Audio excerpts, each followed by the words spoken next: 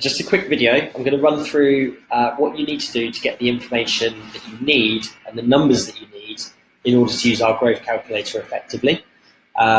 It's a really, really good tool. It's based on mathematics, which takes your traffic levels, it multiplies it by your conversion rate, and then multiplies it by your average order value. And what that will give you when you use averages is a very clear indication of where you sit currently, but you can also use it to forecast into the future as well. So we can start to look at what improvements we can make in order to hit the revenue goals that you would like to hit. So in order to do it, we do need to go into analytics. For those of you who are familiar with how to find your way around, this video will be really helpful, and I'll show you how to use analytics in order to get that information we need. So we're going to just go through the whole process. So we're going to click start on here. For the purpose of this video, we're going to take e-commerce as the example that we're going to use. But if you build your business through generating leads, you can do exactly the same thing. You just use a fourth metric, which is the conversion rate from lead to sale. So you're still looking at the same three metrics: traffic, conversions, and average order value. But then you're not necessarily going to close every bit of business that comes through as a lead. You might need to write a proposal. You might not get on well. You might get beaten to the post by a competitor. But either way, you're going to have a conversion rate, which is the number of leads that it takes to make a sale.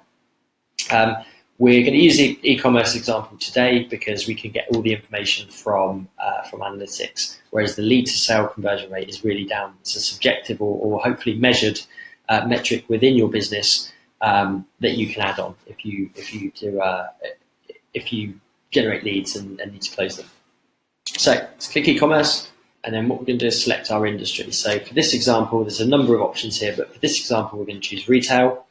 We're going to click next. And then we've got three metrics here, which are the metrics that I mentioned at the start. So in order to get these, we're going to now jump over to analytics, and I'm going to show you how to get that information.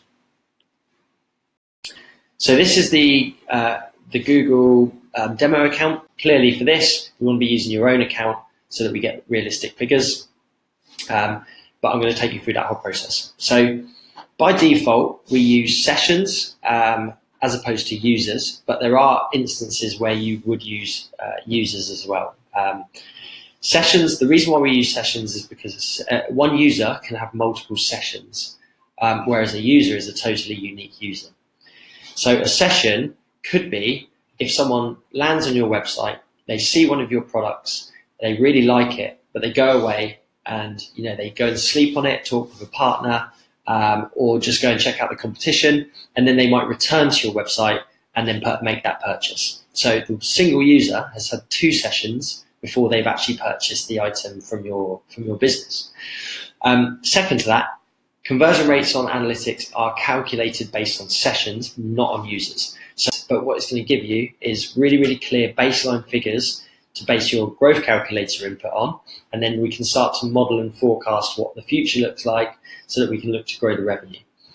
So in order to do that, I've already stepped ahead here, but by default, it will show you the last 7 days on the home page. As you enter analytics, this is the page you'll land on. So clearly we want to try and get a longer term view, because what we're looking to do is to smooth out any seasonality and just iron out any kind of peaks and troughs that you might have. So what we really want is a minimum of 3 months, but ideally we want 6 to 12 months. And 12 months would be absolutely ideal because it takes the whole year, just in case you have a peak in Jan, a peak in March, and a peak in October. It would take into account the whole year. So what we're going to do is on this screen, this will give you a drop down here where it says 7 days. We're going to click that. And what we're going to do is we're going to go to more preset ranges, and we're going to take, to be safe, we could take a custom. If you take last year, it's going to take the last 12 months from where you are. But what we want to do is to make sure that we're going from the 1st of, 1st of Jan 2018, and we want to take that to the 31st of December 2018, a whole calendar year. Once we apply that, the graph will update, and we can see our year in one view. And then what we're going to do now is take this sessions figure over here, and if you do use users, it's this one here. Once we've got the sessions, what we're going to do is quickly open up our calculator, and we're going to take the 995,000 sessions over the course of the year, and we're going to divide that by the 12-month period that we've taken. And that will give us 82,916.6. So we're going to just round up 82,917, and that will give us our first. So we're going to do 82,917. We're going to just get down to conversion rate. Now the conversion rate, in terms of e-commerce, we need the e-commerce goal completion rate. And how we get that is to go to conversions down here. We're going to click on e-commerce in the menu. Now, as you change the screen, you've just got to make sure that your date range remains constant. So over here in the top corner, top right corner, we're just going to do the same again. So we're going to go 1st of Jan to 31st of December 2018. We don't need a comparison for this because we're just looking for the set amount of data. In the set period, the averages of the data, sorry. As that loads, we're going to take this figure here. So it's 1.81% is the e-commerce conversion rate over the course of that 12-month period. And that's really key. Again, it just takes out seasonality and it gives us a true and accurate figure for what we can base the growth calculator on. So we're going to do 1.81%. The average order value can come from the same screen. So in this case, we're already on the e-commerce overview page, which is absolutely fine. And we're going to take this average order value over here of 171.14. 171. We can keep it rounded down. Now, if you are selling off e-commerce, so if you're generating leads and then selling kind of post inquiry, your average order value really is it could be wild, but there is always an average. So how to work out your average order value is simply take your revenue and then divide by the number of sales that you've actually made, the number of customers and the number of transactions.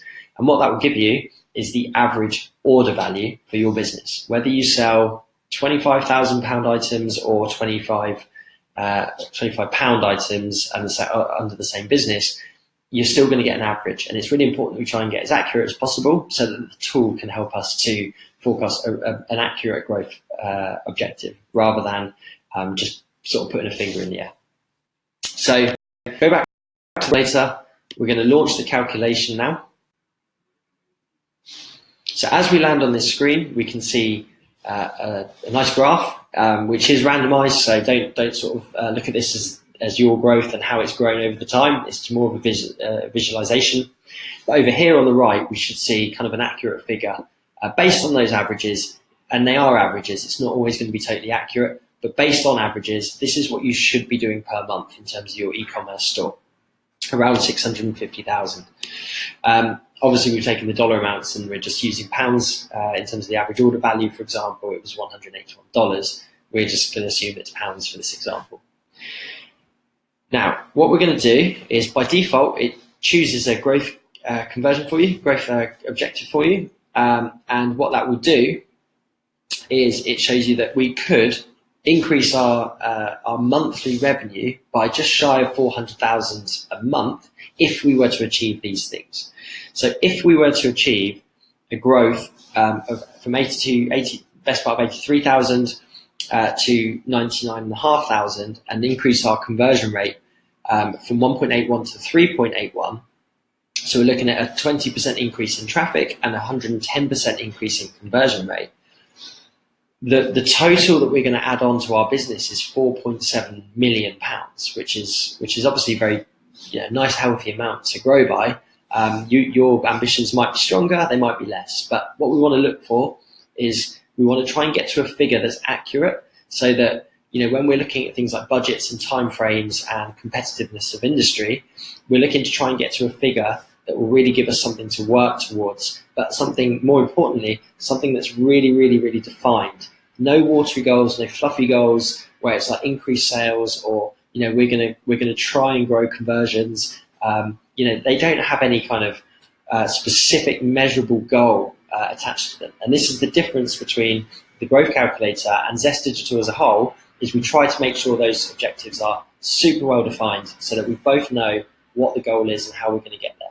We can start breaking down that objective so that we're making progress towards it, and we know whether we're making progress or not. And that's where the reporting comes in. The reporting should reflect where we are in line with those targets. A report should not say, we've had a great month, we're looking to do even better next month, or this month was better than last month.